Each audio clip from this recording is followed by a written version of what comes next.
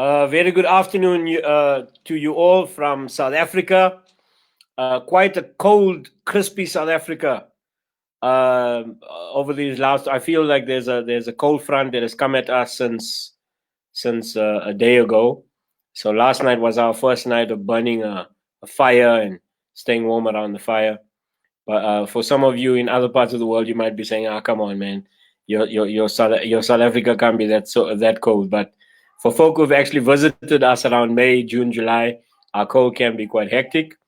But yes, I'm here together with you all. We were here almost an hour ago with Nobuntu Webster, director at Avid Media. And in this next hour, we'll be hosting Dr. Samuel Zalanga from Bethel University. And I'll tell you a little bit more about him in a while. But just to say to you all, as we start out, if you're looking at the advertisement, in such a time as this, over the last few weeks, I've had the opportunity of hosting several conversations with people from different walks of life, with people that have had to think through with us what it is that they are reflecting on, the disruptive learnings, and if you may think about a call of service and action. And so, with Samuel Zalanga this afternoon, in his time in the United States of America, I think it's just past 9 a.m. So if you come on in, you're welcome to join the chat. In the last hour, when we were with Nobuntu Webster here in South Africa, we had a few folk participating. So join the chat. Take your quotable quote, hook your tweetable tweet, be a part of this beautiful time. So by way of introduction, again, we are here on the show in such a time as this. Nobuntu Webster in conversation and, if you like, story sharing, and we'll be having Samuel Zalanga with us. Zalanga has just come into the studio right now. This is technology when it's working at its best. So I'm going to bring him right in to greet you all. This is our dear friend, colleague, and in my journey, my professor, my former professor, but he's still a professor, sorry, but professor at Bethel University. Hello, Samuel. Hello, how are you? And how is everyone? We are good. We are good. And I'm so happy to see you. So good to see Yep. you. How are you and the family? We're all doing fine, coping with this kind of situation that we're living in, and thanking God for that. Okay. Some people, they're not really thanking God. They're kind of arguing with God. What have we done? What have we done? In South Africa, some folk will be asking, Senzenina. But yeah, so the family are well, and you are doing well at Bethel University. Yes, doing very well. Please, you must Yeah. send our greetings to Jay Barnes and to Laurel Bunker and Matthew Runyon, all of those Yes. beautiful folks. Colin Yes. Christian Wynn. These were some Yeah. of our colleagues, but more especially for me, they were my faculty, people that taught us, and campus ministry folk. And I'm so glad that you remember them, and that's what one of the advantages of working together, that the relationship become legacy, so that way into the future we continue to look back and they continue to inspire us. Well, friends, those of you that will be coming on in, if you know about any of the work that I've done in the last 10 years, um, Samuel Zalanga has been close to that work, because I returned with my dear partner, friend, and wife, our daughter who was almost 2, and our son. And Samuel with another colleague, Andrew Odebote and Terence Galbraith, were at the airport, sending us off almost 11 years ago. We departed from the United States of America in St. Paul, Minneapolis, having studied and worked at Bethel University, and then returned. But just to say this personally, I want to say thank you to Dr. Zalanga for having journeyed with me more closely. For those of you that are students and you know the struggle of finishing your thesis, your master's projects, this person that's right here on the show in the next hour with me uh, really took a keen interest to make sure that he did everything that he could to ensure that I didn't walk away from my master's in organizational leadership, that I would fulfill and see that project through. And then was the person that made sure that I did my defense of the project, and I was so grateful to be done with my master's in organizational leadership. I believe it was formally attributed to me as graduated from the program in July of 2016. Congratulations. Thank you, and thank you, Samuel, for joining. So yeah, I was able to put that that feather in my cap, or put that journey aside after writing that project and that thesis. And grateful to you, Sandy McNeil, as well as Professor Frazier, who were part of it. Those of you that know Bethel University, they are in a place and space called St. Paul, Minneapolis, in Minnesota. They are beautiful friends that we have there, and many beautiful memories, both Marisha and I, and so honored to have Dr. Samuel Zalanga. I will say something more formal about him in a short while, but as we get ready to start this conversation story sharing, let us start out with a video that both Samuel and I will take a moment to watch with you all by the organization Heartlines. I played it last week. It brought out some amazing, if I may say, reflections. But thinking upon, for such a time, or if you like, hashtag in such a time as this, what are the values that we need to hold on to? What are the ethics, the moral code, the codes of conduct, the moral fiber that we need to hold on to for in such a time as this? And so as I play this video to you, for you, it will close with the beautiful words of Nelson Mandela, who way back when actually was a part of this production that Heartlines did. So let me bring you all this footage right now as we think upon values in. Today I will love. Today I will give my compassion first and my judgment last. I will persevere, no matter how difficult the path I travel. I want to be honest in all I say and all I do. Today I will be responsible, not just for myself, but for my family. I will strive to forgive because forgiveness frees your heart. I will learn self-control because there's a time for everything under heaven. I will accept you, not because we're the same, but because God made us different. Today I will show grace because a second chance may change a life. Values sustain any walk to freedom, and values commit us to a continuing walk.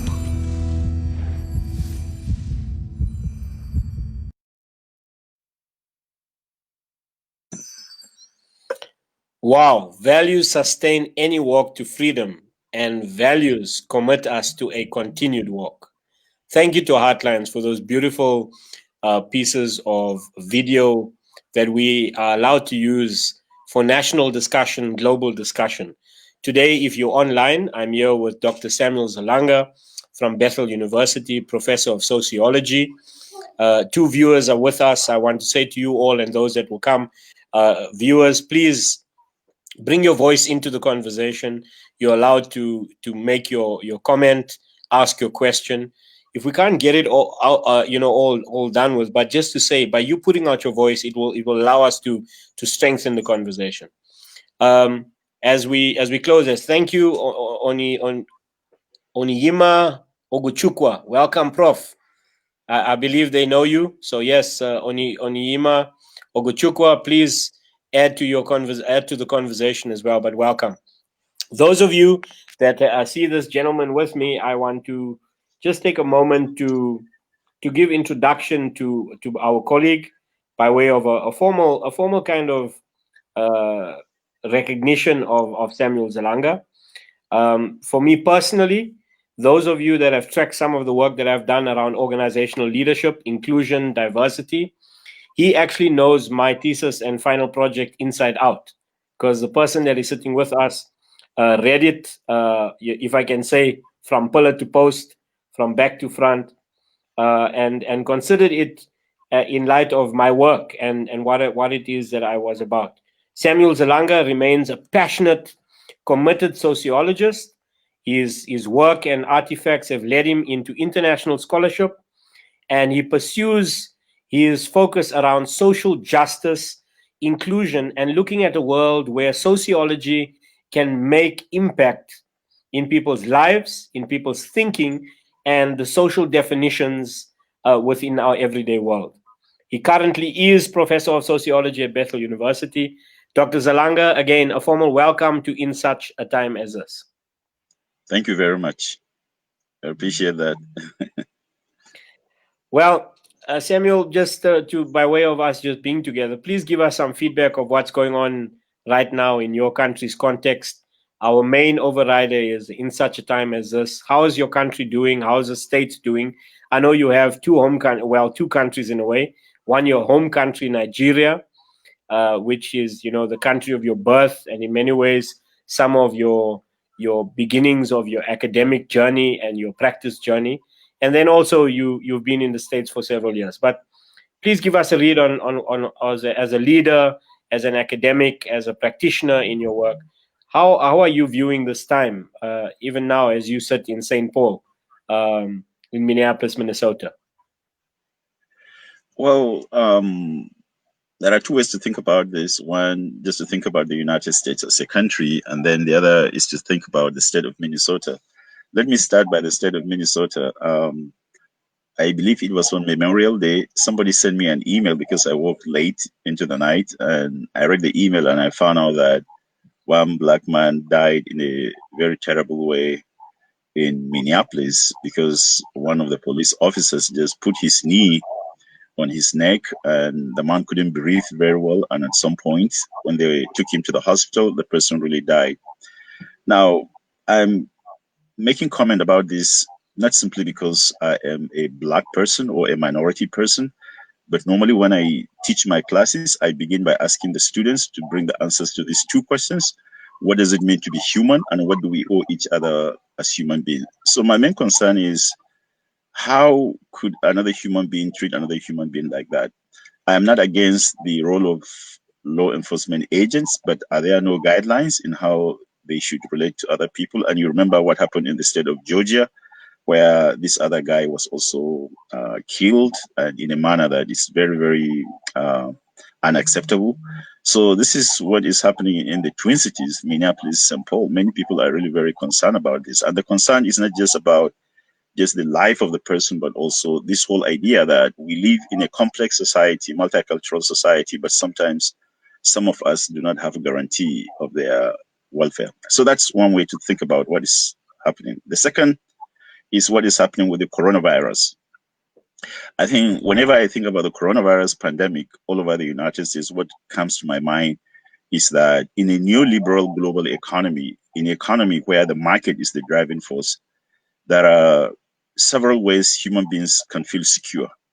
The first line of defense is at the global level, whether there's a consensus about the fact that the market is not alone in terms of what we need to do in order to take care of human beings, but we need to intervene with the government needs to intervene or something like that to help the market.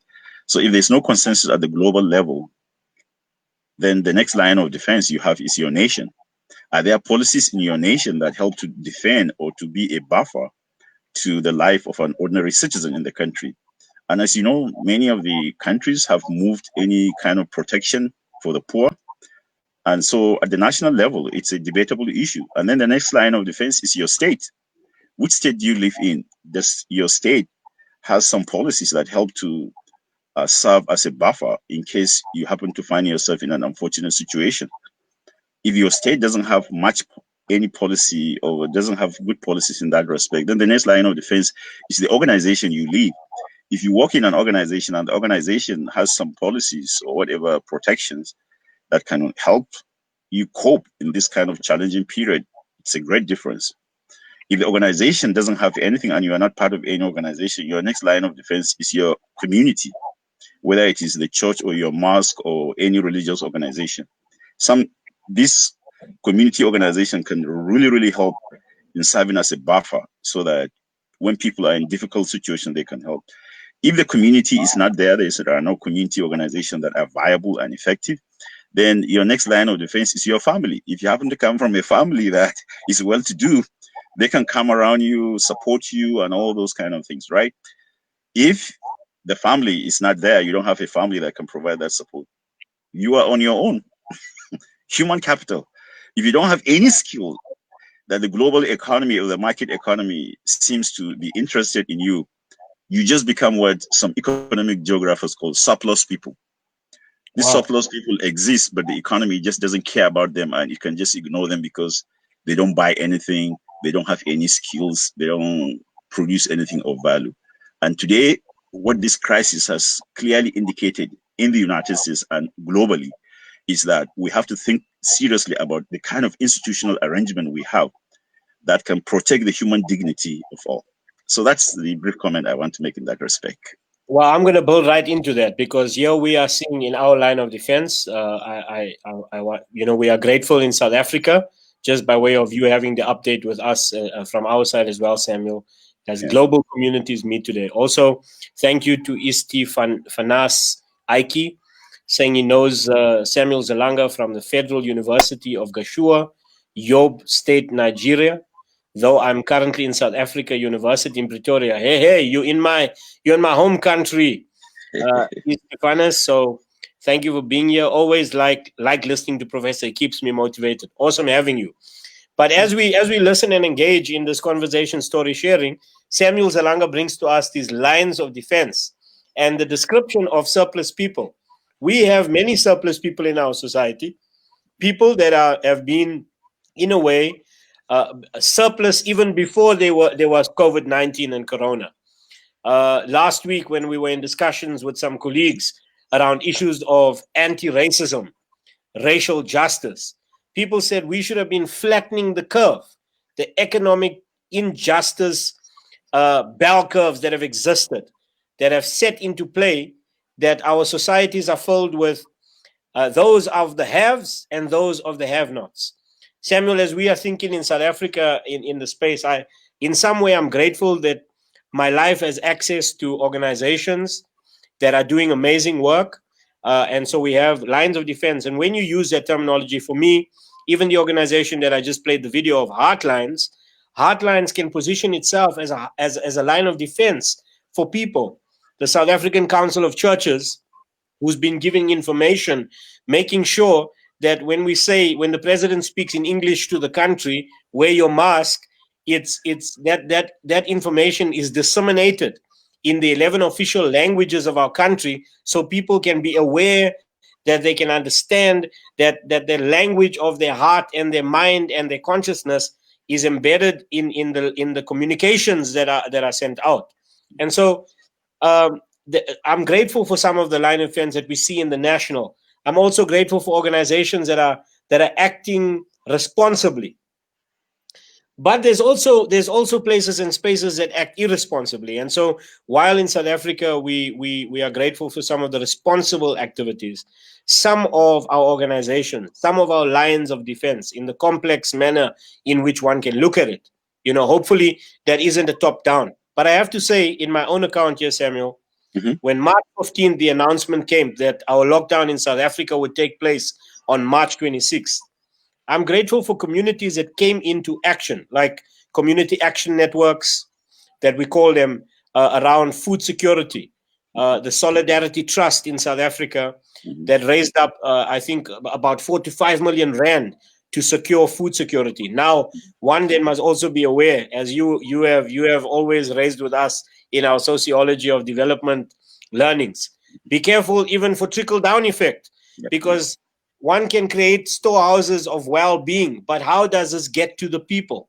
How does it get to the people, if you like, that are described as the surplus people, the people that Howard Thurman would say they are living with their backs against the wall, the people that don't have family, that don't have networks, that don't have resources. So I think as we are beginning to see our country move now from level 4 to level 3, just last night, Samuel, our president, Cyril Ramaphosa, made an announcement that we will move to open our economy further. Also, more especially, last night was more about religious spaces of worship that will begin to open as we start to meet in these religious spaces. And so there was a whole frenzy. Last night, you must know, our Twitters, our WhatsApps, our Facebooks went on for hours on end because people are starting to scramble. And so I'll say a little bit about that. But yes, we too are facing these peculiar times. And even as you have reflected on the happening that took the life of George Floyd in South Minneapolis, we have to be aware in a global context, and I'll put this out on the table of conversation, even as Nando Mleri has put it out, with the coronavirus pandemic, we may then be having extremely surplus people, Prof. Or how best do we describe such people? Well, even in the description, I'll just take it through to the point I was taking us to, is that our hope is that we can do the work of coming alongside people that are living with their backs against the wall, people that may be by our society considered to be the have-nots. Samuel, lastly, I'll say we also became aware that there was a class of people that when the lockdowns were not in effect, they were not categorized poor. But in a space of 2 weeks, those, if I can call it from a hand-to-mouth economic working class people, work every day to build the economy for that day, for that week.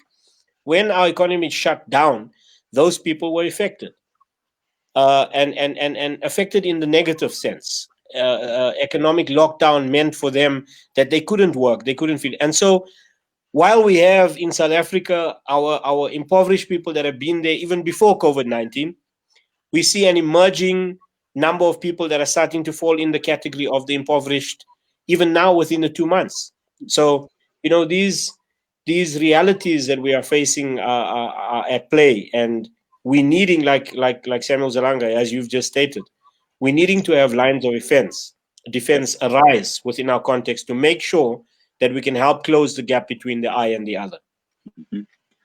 Good. I think I would just like to intervene by saying that, you see, the concept of that surplus people is just used to critique the kind of system that we have today. Because when we have a social and economic system where it is market driven means primarily everything is driven from the market. Now, every society will need a market to function. Okay. The question is, what exactly should be the role of the market compared to other institutions? So when we talk about surplus people, it is kind of a society where people have become things. They have become thingified. When they become things, it means they are used just as numbers. Okay. So in other words, for believers of all religion that I know, whether it is Christianity, Islam, or other Eastern religions, there's this idea that human beings have inherent dignity. Okay. And this dignity is given to them by their creator. The United States Declaration of Independence says that. But the problem is that this thing is given to you, this kind of declarations are given to you with two hands or with the right hand, but then the left hand through the back door takes the declaration away. Why? Because even though you have this dignity, if you are not relevant in this global economy and the market speaks a particular language, and what I mean by it speaks a particular language, if you have skills, if your skills are not evaluated as by the market as relevant, okay, if you don't produce anything of value, if you are not a consumer with effective purchasing power, the corporations are not going to take you really very seriously. Okay, so increasingly we become things, and this is the danger of when people become surplus. They are surplus because even though they are human beings created with dignity, the Declaration of Independence or their religion tells them that God has given them this dignity, it is inherent in them. But in this kind of system we have created, if you, in the market calculus, if you are not really evaluated in a relevant way by the market, you're just considered to be there. You can exist, but the market doesn't just care about you. And this is unfortunate. But more importantly, I would just like to make a quick comment about some points you have made. Like the video you showed at the beginning, for instance, the video talks about social responsibility. Fortunately, in Bethel, there was a time the university allowed me to develop a course titled Social Responsibility in the Marketplace. And the reason why I was compelled to think of developing that course was simply because I understand that we need the market. So there's no debate about that. But the question is, I have seen over time how the market, many people's lives have been destroyed. Yes, I know some people would counter by saying that, well, the market has also developed other people's lives. Okay, yes, I know that there are a lot of billionaires or millionaires, but I am looking at the people at the bottom of the pyramid, the people you describe in South Africa, for instance, who, even though they may be employed or they can go out and do a job, but they woke up one day and found out that because of this coronavirus, they couldn't do that. So social responsibility is really very important. But most of the time, we don't want to talk about that very much, but it's very important in the market. If the market is operating without social responsibility, I don't care what society you're talking about, it will be a problem. Then the second point in that advertisement at the beginning, which is very important, is self-control. The French sociologist Durkheim argues that in every human society, one of the first things that society has to deal with is how to control insatiable human desires. We human beings have insatiable desires, okay? So if we have insatiable desires, if there's no thing that regulates us, the chances are that we're just going to be competing, and not only competing, but fighting each other. And then it becomes a kind of world where the strong get what they want, and then the weak are left to really suffer. So I think the insight from that video is just very important, that we need self-control, both at the individual level, at the level of organizations, and the level of society. Okay. But okay, then lastly, compassion. I remember one of the president of the United States, there was a pushback when he used the term compassionate capitalism. I said, this is really great. So now we have a US president really who's saying that compassionate capitalism. Now, of course, some people saw the insight from his statement and they said, oh, so is he saying that previously capitalism was not compassionate? The fact that he's saying that he wants to create a capitalism that is compassionate. I think I have great respect for him and admiration for making this statement, because there are certain things that are facts. I'm not saying that everybody in the world is going to be a millionaire or something like that, but it's the dignity. We have to set a minimum standard for human beings everywhere, okay? And I think what he was trying to get at was that it is true, we may need capitalist economy, we need capitalist economy is functioning, but sometimes it's not compassionate. And then finally, you talk about charity. Charity is very important, but we should make a distinction between charity and justice. Okay.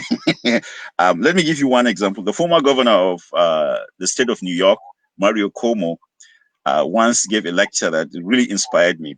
And he gave this example, which I think is a good way to metaphorically describe the difference between charity and justice. He said, if you have a lake, or a lake where people go and drink the water there, and then they become sick, okay, and you're very concerned, you're very compassionate, but what do you decide to do? You decide to build hospitals, to train nurses, doctors, provide equipment in the hospital so that these sick people will be treated. He said, but you never do something about finding out the source of that sickness. Why not go to the leg and find out what is the real problem in the leg that is making people to get sick? And can't we do something, okay, on the leg? But no. So sometimes charity, we have room for charity in society, but as some scholars argue, the reason why charity is problematic is it is based on the whims of the person, the giver, and it is based on circumstances. So if I'm the person giving you charity, if things are okay for me, I'll give it to you. If not, then I would say kind of no. And it gives me power, because when you have this kind of relationship, I'm the giver, you're always the receiver. There's a kind of power dynamics that develops out of that. So while we appreciate justice, and I'm not saying that while we appreciate charity, I'm not against charity, but please let us not use charity to replace justice. There's a place for justice in society. So as you hear, you can hear Samuel Zalanga is filled with a wealth of knowledge. And as we continue, my reflection in this time, I'd like to lead about some space that I am thinking through, Samuel, with our colleagues is, people talk about social justice. One can talk about retributive justice. One can talk about restorative justice. But in the mix of people talking about divine justice, because people could say, well, social justice is a perspective, but there's divine justice. And this, you've alluded to, religious reforms, religious organizations that need to participate, NPOs, NGOs that need to participate. And from my own context of working in contextual ideologies, contextual sociologies, contextual development, one has to begin to consider the spiritual divinity factor, the God factor that is within and amongst people, and even the market as the market as a personality, market as a spirituality. The market economy has a spirituality that it positions itself for the haves and not the have-nots. I mean, many years ago we had this reflection. Can you imagine those of you that love organizational development, organizational leadership, that a company will be given its rights by human beings registering their company. The company is given its rights, and even now in our economy, can you imagine South Africans that may be listening and watching in? The company and its board of trustees and its equity and its money in its banks will be protected, so the company can be upheld, the organization. But I mean, if you thought about it, it's just that that company was maybe registered in South African terms through a Cipro right. In global terms, like even in the States, you talk about a Fortune 500 company that's registered. But can you imagine an organization which was an innovation of a mind ends up having more rights than the human beings? So when people get laid off in a time such as this, when people lose their jobs in such a time as this, even a company has more dignity than the human beings in that society. So let us bring to our space to think upon, maybe as I offered to the table of conversation today, Samuel, when we can think upon this broad aspect of organizations, of spirituality and so on. In the work that I do in organizational leadership and around issues of reconciliation and justice, one is frequently talking about change. Today, for the table of conversation and story sharing, a colleague of mine just the other day put out a quote by Octavia Butler, who's done some amazing novels, and she focuses on American science fiction, but has brought around some novels that actually get people to think around the fact of change. And this is what the quote that Octavia Butler brings us: all that you touch, you change. All that you change changes you. The long-lasting truth is change. God is change. She even adds, and I end quote, Octavia Butler, God is change. And as I begin to think upon the world that I'm in, the market economy that we are in, the spirituality spaces that we are in, the places where the embodiment of people of haves and have-nots we find ourselves in, how people understand change is to be interrogated. Like, what kind of change? Is the change authentic change? Is the change that is for all? Is the change a part of a change for common good, or is it a change that is just for the some and not the many? How about this? Is it a change that makes some people more equal than others? Is it a change that will, above all else, uphold the rights of an economy that has no idea and no thought pattern about the dignity of human beings? Kate Raworth is reflecting in her reflections from 2014 in the World Economic Forum, suggests to us, how can we redesign economies? So when I'm thinking about change today, what is the lasting change? What is the truthful change? In Zulu, in South Africa, we'd say, like I said earlier with Nobuntu, what is Qiniso change? The truthful change. A change that is actually change that is required for such a time as this. And Samuel, as I'm engaged with you and I put this on the table, I'm thinking upon, what's the God factor change? What kind of God am I believing in? Who's this God that I'm attributing worship to? And how is, if God is change, then what kind of change is God calling us to? Lastly, as I say this to you all, and as we consider it, if the divinity of God is not within the context of the social connection of justice, then one has to interrogate, what kind of change, what kind of God of change is that? Samuel, that's what I have as my critical reflection for this afternoon. Okay, I think there are several comments I would like to make about that, and you have said so much, and there's much that I can say. I apologize for saying so much. But let's begin. Let me begin immediately by just talking about God. You see, I have taught a course titled Religion in Society in Bethel, and I thank the opportunity to really do that. When I was in graduate school, I never took a course in religion, but I remember reading Max Weber and Durkheim, and as part of their work, every one of them had something to say about religion.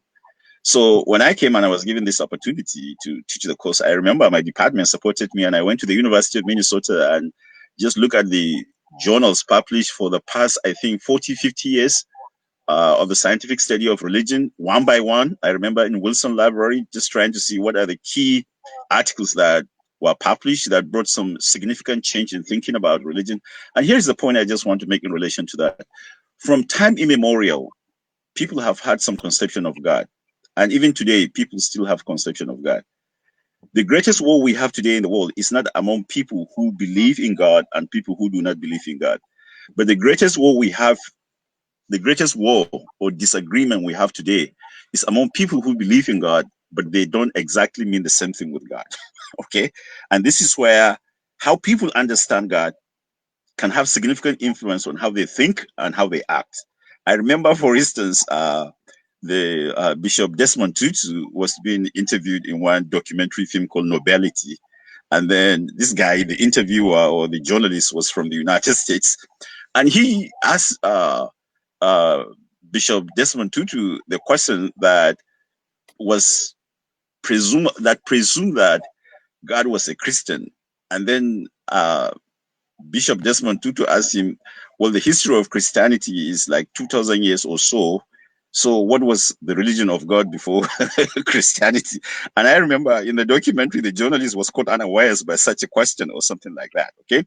So the God of the slave master is not the same as the God of the slave. Let's be frank about it. You go and read in history, the God of the slave master tells him that the slave, the black man, was a property, and he could purchase insurance on this black person or whatever.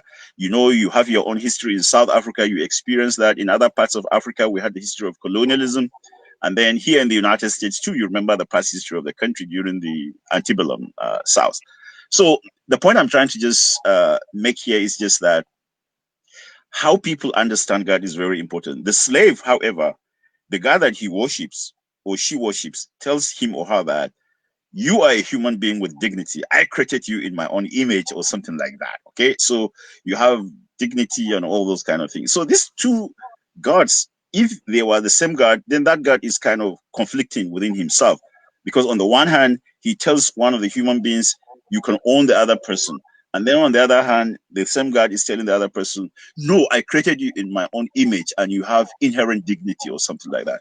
I know many people don't want to get into this kind of argument, but there's a book written by some professors at Baylor, at one of the universities. I can't remember the university, but in the United States, I think it was in Texas. It's titled America's Four Gods, where they went around and interviewed Americans, and they argue that, oh, Americans believe in God, but actually, when you look at it, there are four different types of ways they believe in God.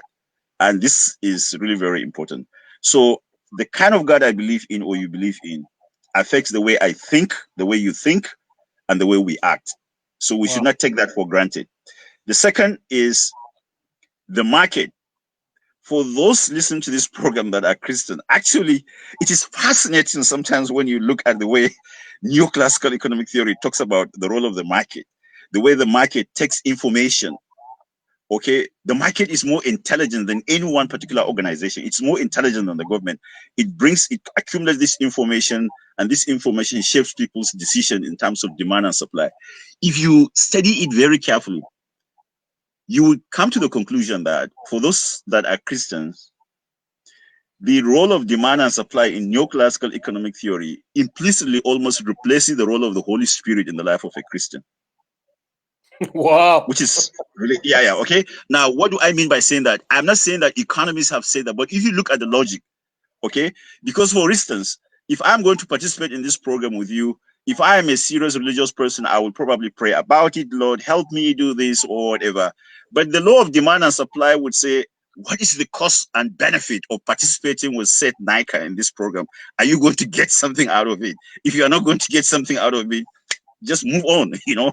So this idea of demand and supply, if I'm going to do something, if you are a very religious person, yes, you have rationality and all those kind of things, but you feel like you're going to seek the guidance, the divine guidance that you mentioned. Okay, but in the pure realm of demand and supply or neoclassical economics, you don't have to have any religion in order for that to work with you. And if you look around the world, the capitalist market has been able to operate in countries of different religion. It's a logic. So for those that are listening, I want them to take this into consideration. I don't have time to get into detail, but at some point you could just see the tension between what people who believe in the divine and divine guidance and people who believe that if Wall Street is operating, the Wall Street should rely on signals, the signals that the market really send should inform your decision. Okay. Okay, so that's another thing.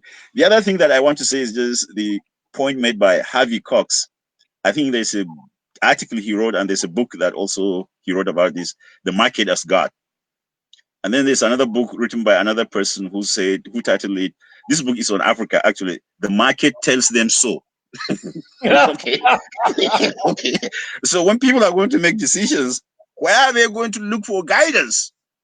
And he looked at what was happening in Africa after the neoliberal economic reforms, or what people in Africa call structural adjustment program. Okay, so if decisions, public policy decisions are going to be made, and South Africa was affected by that, because after the collapse of apartheid, for instance, you notice that in South Africa, there are many policies that were implemented that were influenced by this structural adjustment program. I remember watching in one documentary where some black people in some black communities in South Africa said, even under apartheid, they did not buy water. But after the neoliberal economic reforms, they started selling water, became a commodity. You go with your card, you put it in a machine, and then the water comes down or whatever. Okay. Wow. So it's yeah. So as you those of you that are coming in, I'm grateful to have Isitifanas here, Aiki, Onyema or Chuchukwa, and there's other viewers as well. Please feel free to make your comments. You hear us discussing these matters of today, which largely moves in a conversational way of story sharing. Let me step into a space now more personal, and I think in any way one can talk from ideology, one can talk from theology, one can talk in Samuel's terms on sociology, but I'd like for you to consider disruptive learnings for ourselves. Samuel is working in an academic setting. His life points him in different spaces as well. He's also directed a center, I think, for African studies globally, and he can tell you a little bit about that as well. But let me step into this place, Samuel, of what we call a mode of learning, disruptive learning. So what is the thought, or what is a reflection that is disrupting us for such a time as this? And if I may, I thought that, in some way things get together, sometimes logically, other times mystically so. But I'd like to bring you a quote by Chimamanda Adichie. And it's a work of that comes out of a YouTube video that really has been watched phenomenally so for millions of times, I would think so, but called The Danger of a Single Story. And the reason I'm putting this out for those of you that are participating is to think upon the stories that we are listening to, the stories that we end up telling ourselves, and the stories by which we say we live our lives. Now, if it's a story of God or a story of the market that is actually the spirit that's guiding you, as Samuel was suggesting, like, one has to think upon it. When people called upon the opening of the church, was there a concern for people's spirituality and their benefit? Or is there a concern about, numbers and the machine of this economy of religion? Especially, those that are having numbers. And then the reality is that our government, in our context, South Africans, we're only allowed to be with 50 people at a time. And after every service that will take place, you'll have to sanitize again. So it's very interesting. And I'm not suggesting that we're only gathering at church, but what is the story that's being told? What's the story that prevails and dominates our minds? So, Samuel, I bring this quote, and it says, stories matter. Many stories matter. Stories being used to dispossess and to malign, but stories can also be used to empower and to humanize. Stories can break the dignity of a people, but stories can also repair that broken dignity. As I do my work here in South Africa, in short, I'll just simply say, I'm aware that I have to be telling myself the story as a person who's embodied as an African of Indian heritage born in South Africa. I have to remind myself in a racialized South Africa of the good stories of life that I need to be building myself up with. And then to be aware that I'm not using whatever influence or power that I have to dispossess, to malign, to diminish, to devour anyone else. And in this context, as we think upon it, those of us that are leaders, those of us that are serving our communities, this disruptive learning has come to me that even as I serve the communities I serve, or the work I do at the Gordon Institute of Business Science, am I connecting with the clients, with the students, with the people that I'm engaging, the work that I do with the NGOs that I serve, or in the religious space of the church? Am I building a culture where our stories are stories of hope, stories that build people, stories that bring about human dignity? And even as I think in lines of economic terms, can I start to envisage a story that builds an economy for the equitability and justice of all? Now, in capital gain economies, in economies that have been neoliberally set, so we have to do an aggressive work. We have to do a deep work. But it does begin with the stories that we have access to, the stories we are telling ourselves, and the stories we will begin to write. Brene Brown, also well known, Samuel, for what she's been putting out in Daring Courageously. But I like the one quote that has stuck with me around this phenomenon of story, is to simply say, do I embrace my story, or am I standing on the outside of my story, hustling for my worthiness? And with Steve Biko, for many of those who would have journeyed with him in the text that he writes about, I write what I like, his focus was about the consciousness of a human being. Now, obviously, it came out as Black consciousness. But even if you're embodied today in an aesthetic identity as white or Black or Indian or person of color, Nigerian, American, South African, Chinese, Yoruba, I don't know how you embody yourself. But that consciousness that Biko spoke is really about us embracing ourselves for the best of who we ought to be, not just for ourselves, the best of who we ought to be for those who we are allowed to share life with, creating human dignity for all. Samuel, so that's my disruptive learning today as I think upon the work I'm doing. What say you, my dear friend? Okay, you raised very interesting question about this, and I Yeah, don't and you think we would have have a lot of time to go through it all, but bring what you got. I don't know, but let me just say, for instance, you're talking about the danger of a very single story or something like that, right? And then you talk about how people come to have their own story and things like that. First, let me say that when you talk about story, I don't care whoever is going to tell the story. I think the German social scientist who is from the Frankfurt School, Jürgen Habermas, made a very interesting point in his book, Knowledge and Human Interest. And what he meant by knowledge and human interest is that whatever kind of knowledge, and I'm talking about knowledge very broadly here, not just like knowledge produced in the university or something like that. Okay. There are traditional ways of producing knowledge. But the idea he was making, which I think is a meaningful contribution, a significant contribution, is that all knowledge has human interest. So what is the interest of the person behind producing the knowledge? So in this case, and he said there are three different human interests. One is empirical analytic, where you produce knowledge because you want to use that knowledge to control people. So if you are a person with that kind of mindset, the kind of story you would like to have is story that will help in controlling people. You see? So some people focus on the story, but Habermas will say, go back, regress back and see what is the human interest behind the production of that story. So if you're a person of you're oriented towards empirical analytic, okay? And then there are some people who are concerned about promoting cross-cultural hermeneutical understanding, so that you are from South Africa. And I remember we visited South Africa, you led us at that time. The question is, how can I understand the cultures of the people of South Africa or China or Philippines or Brazil, okay, Recife, or in Brazil, or Cochabamba, Bolivia, or Kota Kinabalu, Malaysia, okay? How do I understand the cultures of all these people so that if I understand it, we can build closer relationship and then come to a place where we have this idea of our shared humanity.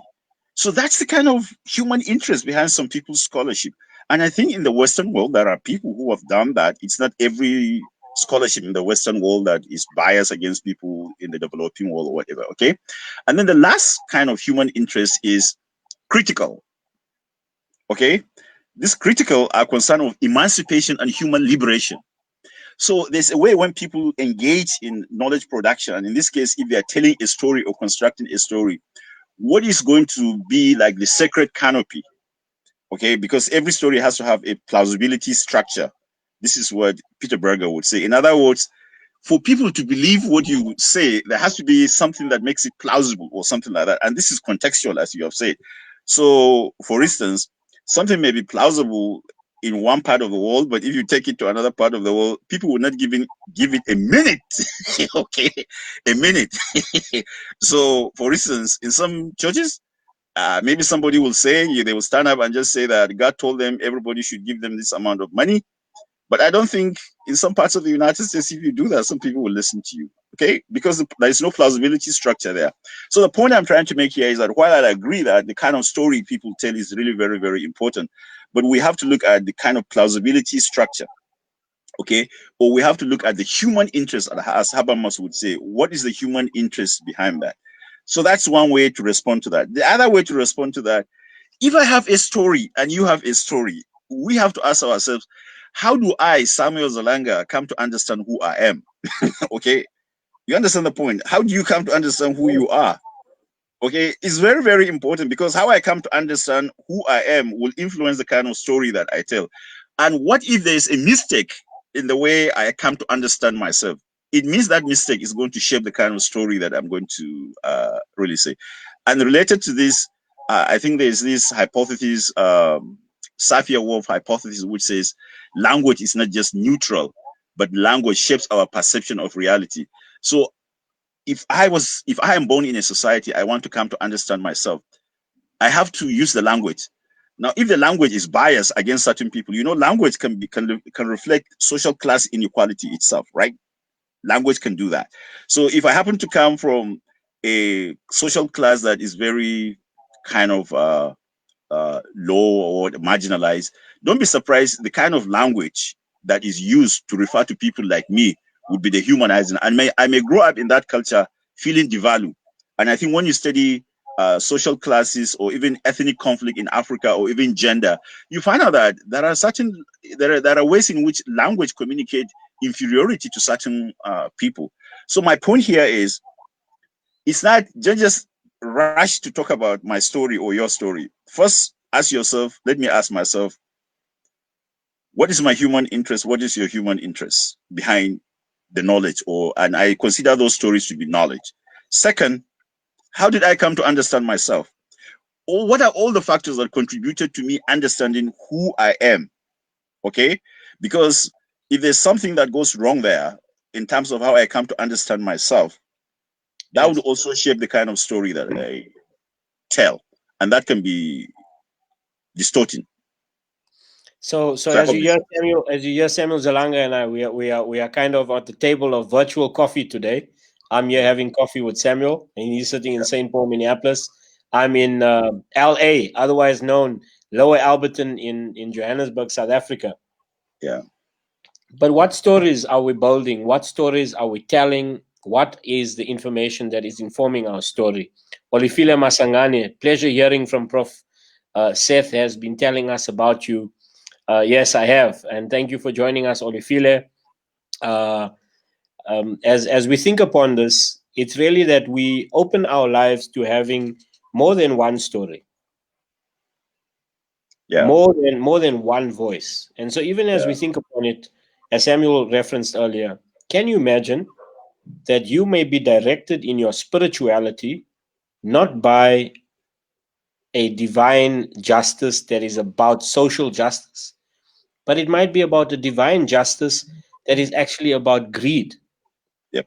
And Sacralized. yeah, and that story is playing around, and so you articulating your story in that way. So become aware of what stories are happening. What is the reason for the story? Who's telling that story, and where is it coming from? At this time, please, you are welcome to continue. I thank you, Nadom Lira, for being with us as well. And Nadom Lira saying, Prof, South Africans at a point complained that even under apartheid rule, they did not have to buy water. Could such a complaint under the black rule in South Africa make sense of the concept of agentic shift in one of your previous reflections? Okay, let Prof, me. as we close this segment and continue, please give a short reflection to Nadom Lira. Okay, so here is what the concept of agentic shift is, and I think it is really very interesting. And one of the fascinating things about teaching in a university like Bethel, where our primary responsibility as professors is to teach, not to do research. We still do research, but the primary responsibility is to teach. Is that we have this clear assumption that if I am a true believer or an ethical person, and by that I mean somebody doesn't necessarily have to be. There are people who are not religious, but they still believe in certain ethical principles. Okay, so the idea is that these ethical principles are going to guide my behavior. These my religious values or ethics, whether whatever your religion is or whatever, are going to guide your behavior. But the concept of agentic shift says that corporations. Okay, actually there was something I read which is so fascinating about corporations, where somebody argued that corporations are legally human persons, right? You know that they are legally human persons. But then he went and checked the characteristics of how many corporations behave. Not all, but many corporations behave. And then look at the characteristics of abnormal personality identified by the United Nations World Health Organization. And almost all those characteristics of abnormal personality affect or apply to many corporations. Okay, like you're so concerned about your own interest, okay, your primary interest or something like that. So in this respect, the point I'm trying to make is that corporations are primarily concerned about their interests. Remember, Milton Friedman said the primary responsibility of the social responsibility of corporations is to address the concerns of their shareholders. Okay, there's an article he wrote about that. If you check Milton Friedman, the social responsibility of corporations. So what am I trying to say here? If you are going to work in an organization, you may be a religious believer or something like that. The corporation has its own values, and often that corporation, sometimes you may find the values of that corporation to be the same as yours, which is fine. Congratulations, hallelujah for you. Okay, but there are times when the values of that corporation may be contrary to what you believe personally. And I think it does happen in many organizations. But you have to have a job. You have to have a job in order to take care of yourself, to take care of your family, to take care of your needs. And the problem is that when you are going into that corporation to work, even though you have your own moral beliefs and principles, they will tell you that, well, if you're going to work with us here, you have to sign this. Now, that's where the agentic shift comes in. You are a moral agent. That's where the concept of agentic shift. You are an agent, you are a moral agent. But now, even with your moral agency, because you're moving into this organization and you want to get paid, you want to work, you end up changing your beliefs because you sign something that privately probably you do not believe. Okay, and you don't have any option, and that's why you really do that. Okay, so what this simply means is that it's not enough for us to just talk about having moral principles. That is very important. I am not underestimating that by any means. But the point is, I can have my moral principles really very, very well. You remember the Nuremberg trials, how some soldiers said that they were just performing their role as part of the military in Germany. Okay, they were just acting as normal. Okay, so this is the point that agentic shift is. Yeah. So I can say I have my moral beliefs and things like that, but the moment I get into an organization, in order for me to maintain my job, in order to be promoted, I have to shift from my traditional moral and ethical beliefs, especially if they are not consistent with what the organization really needs. And many of these organizations, actually, when you really look at them, the logics of some of their principles are not really healthy for society. You don't get to know this very well until when they organization is in crisis situation, because sometimes you do not know the character of a person or an organization until when the organization goes through some crisis situation. Then that's when the stress brings out truly what is really resilient about that organization's principles or ethical commitment. Thank you, Prof. And as one thinks upon it, this is the language of people entering into organizations that, in a way, there's a loss of their autonomy, looking upon, how it is that they might be in an organization that they don't agree with. When Professor Zalanga just referred to, the Nuremberg trials, what comes to mind is the story of the Eichmann trial, where people are actually employing themselves by way of a state law. And then saying, it's not my personal responsibility. However, today, as you hear myself and Samuel just sharing story relating, you're listening to some of the reflections, the considerations of Dr. Samuel Zalanga from Bethel University. And in a way, some bit of who he is because of his journey all the way from Nigeria to the United States of America. And as we close out in the next segment, we're going to just spend a short moment or two, because we've got to bring our time to close at this hour, is to think upon our call to action and service. So I'll premise it with a little bit of my story, and in short, I'll take a minute and then hand over to Samuel to bring to close. I was born in KwaZulu-Natal, in South Africa, born in the time of the 70s, when my parents had me outside wedlock. And in the 70s, coming from a religious community, my mom and dad were kind of, if you like, marginalized because of this reality that they had a child and the child was born outside wedlock. Now, in many other cultures, this might be a very minor issue. But in a religious community, a Christian religious community, this was not.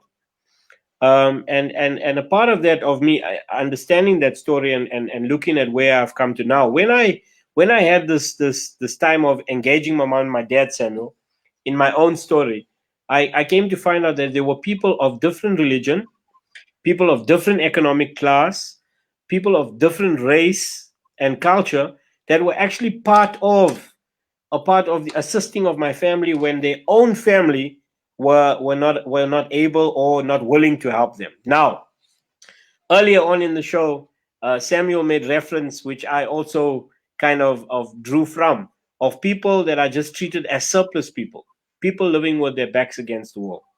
Somewhere, somehow, whether you are the richest of the rich or you are the poorest of the poor, some of us know that we've required a helping hand to get us by.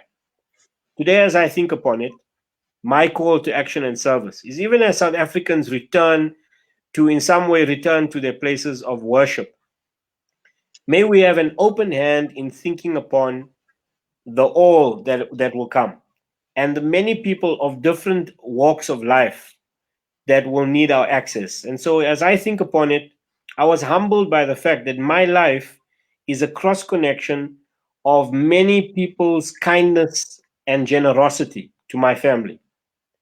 Otherwise, we too could have just been treated as surplus people. So as we go back into the space of reopening church and reopening our places of spiritual worship, I'm reminded, how can we take of our resources, be aware, set up a space where occupational health and safety is put into place, so that we don't see people being treated like surplus people and them losing their lives. Those of us that have agency, personal agency, organizational agency, my call to service and action from my own story is, let's be aware of doing good with our values-based leadership to ensure the prevalence of life, to ensure the safety of our people in such a time as this. And I say thank you. Samuel, your closing words, please, my dear friend. Okay, my closing words, and I think there was somebody who just asked a question, and I will, around that, make my closing comments about what do we really need to do so that the situation of people doesn't get worsened after this pandemic. And this pandemic has affected people in different parts of the world, but if you notice very carefully also, countries that you can explain what happened in those countries depending on the institutional arrangement in those countries and how those institutional arrangements work. There are countries that have suffered very much, And there are countries that may not be very wealthy as the United States, but they have suffered less. Much of it can be explained by the kind of institutional arrangement. So institutional arrangements that exist in society is very, very important. But more importantly, I would like to make this point. At Bethel University, I thank the organizers of the Western Humanities program because they allowed me as a social scientist to teach in the Western Humanities program. And part of it was just my interest in understanding just beyond my own culture, the evolution of Western civilization. And I dedicated myself to explore because sociology just tends to start from modern period. But if you go into Western humanities, you go back to the ancient period, or you go back to the ancient Greeks, you start from there up to the French Revolution. And one of the things I found out was just that I know some people maybe in Africa will say, well, that's Eurocentric, whatever. No. I don't deny that there is something called Eurocentrism, but there are certain ideas that have been discussed in the history or evolution of Western civilization that if you really understand them, they apply to all human societies. If you really understand, you can go beyond the surface and just say that this is an important point that every human group or society should take seriously. But my greatest regret is that how can Western civilization go through all this discussion, intellectual discussion, great wisdom, and then we come and end up with the kind of thing we're ended up now, okay? Where everything is about maybe the market and people are suffering the way they are suffering. I feel very concerned about that. What have we done with the wisdom of all this historical period? Remember Aristotle say, don't go for the extreme, excess, okay? And don't go below the mean, because that would be deficiency. So always go to the mean, go for the mean. Mean means balance here. I want us to have balance in society, okay? We're going to have a market economy. I know the market is going to be there, but please, let us create a society. Let us ask ourselves, what is the good society? Okay, and then how do we create that kind of society? I don't think this logic of some people getting richer, and then while some people are being left behind. I know there are arguments that have been used to justify that in the name of efficiency and things like that. And Thomas Piketty just wrote a book which came out called Capital in the 21st, not Capital in the 21st Century, but Capital and Ideology, where he argues that generally if inequality or injustice is going to exist in any human society, people have to come up with discourses and ideologies that will rationalize that, will justify that, okay, to make it legitimate. And this is my concern. Please, I grew up very poor in northeastern Nigeria, and I'm thankful to God for the opportunity he has given me to come to this country. I was helped by one professor, Professor Ronald Aminzadi at the University of Minnesota then, who helped me get a fellowship, the MacArthur Foundation fellowship, to come and study in the United States. But my main passion in life is, what can I do to make a difference in the lives of ordinary humanity? This is really very, very important. There's no limit to the amount of wealth or anything I can accumulate or anything like that. The key question is, what will be my legacy? How long am I going to live in this world? And what am I going to do to make a difference in the lives of other people? I hope, as I conclude this, that this will be the kind of concern that we really have, to think that this coronavirus has exposed us to the idea that the kind of institutional arrangement we have, even in the United States, does not help many ordinary people. And this is why we have gotten into this crisis and have suffered more than some other societies that are not as wealthy as the United States. Thank you very much. Wow, Samuel, this call on you hearing a man of a person, a human being of intellect, of posturing towards a social concern. And that's what I'm grateful to. Those of you that don't know Bethel University, please check it out. I am an alumni of it. I'm hopeful that Bethel will remain true to that call to have education that places people in a space of critically thinking and analyzing and creating justice, reconciliation, and equitability for all. Samuel Zalanga's call out to us, and for those of us that are viewing and a part of this time, is what can we do with the agency that we have, our personal agency, our communal agency, our organizational agency? What can we do to embetter the lives of all? People that are suggested in our society as just those that are the ordinary. Howard Thurman, as I said earlier, would call it about who are the people that are not at the table, who are the people living with their backs against the wall. And yes, Yep. Istifanas Aiki, what will be our legacy? Now, I'd like to thank you, Samuel, for being with us. Thank you for Thank you taking very much. the time to be a part of the conversation. It's been just beautiful. I'd love to do this again. Okay. Thank you to Mr. Nadom Ler. Thank you for your show, Seth. That's the message coming through. And just compassionate, picking up on terminologies like compassionate individualism. I think you both shared your common experiences. Thank you so much, colleagues, for being a part of it. Samuel, greetings to Jay Barnes.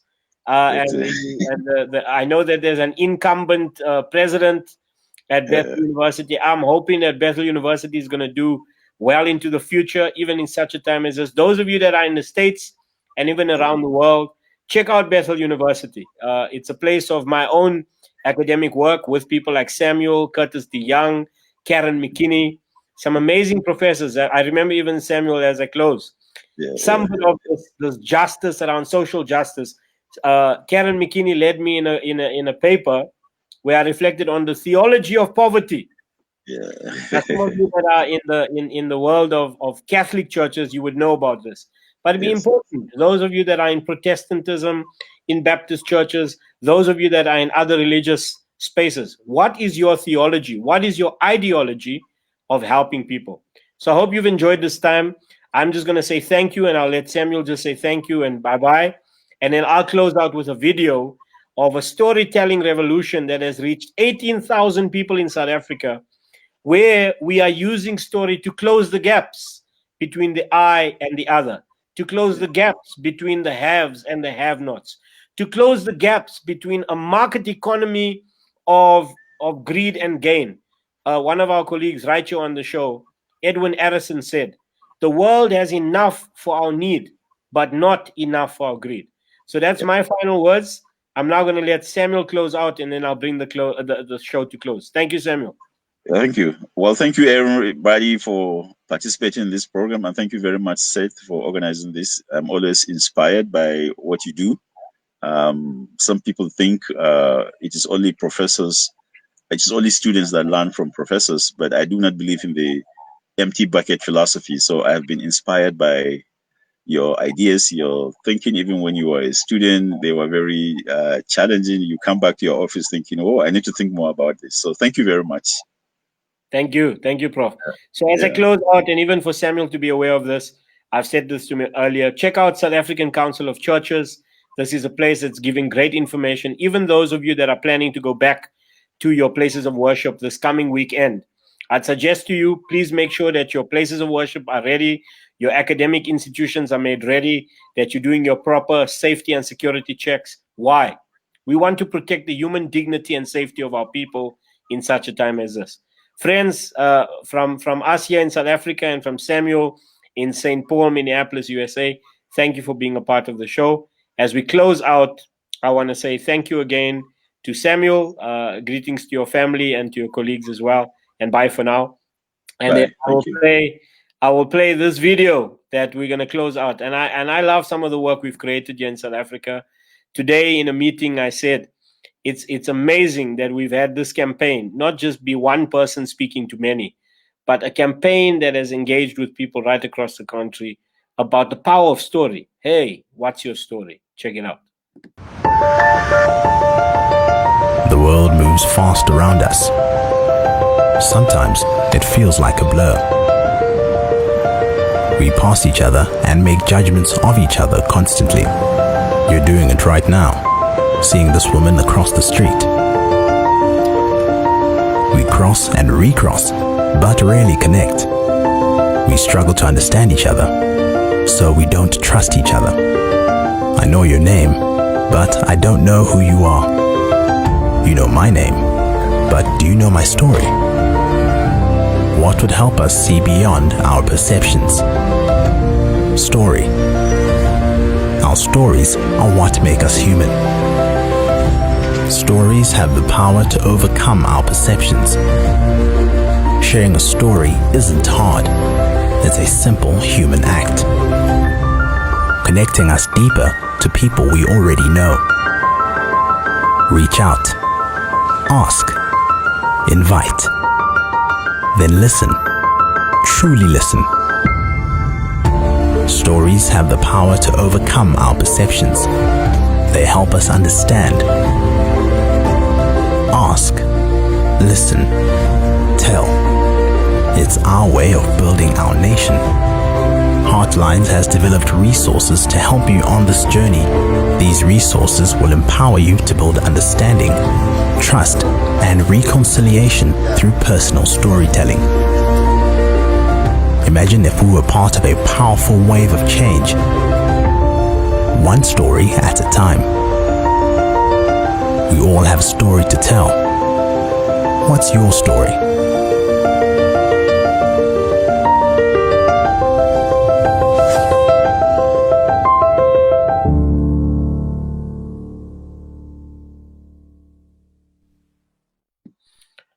Friends, as I close out the show, what's your story? I'm hoping that you will be inspired to write your stories, to take a hold of your stories in a sense. Today, you've heard some bit of Samuel and I. You get to meet people who are thinking upon their leadership, their work, and their service. To you all, I want to say thank you for being with us. Like Samuel suggested earlier, what's the reason that we're developing our stories and what knowledge are we creating? I'm hoping that in line of my work, I'm creating a space and place for us to share in the building of knowledge and knowledge base that is bringing a much more equitable society, building human dignity for all. Thank you for being a part of such a time as this. I hope to see you next week when we bring a few more guests from here in South Africa and hopefully from around the world as we continue in this time of conversational story sharing. Thank you. And from South Africa, good night.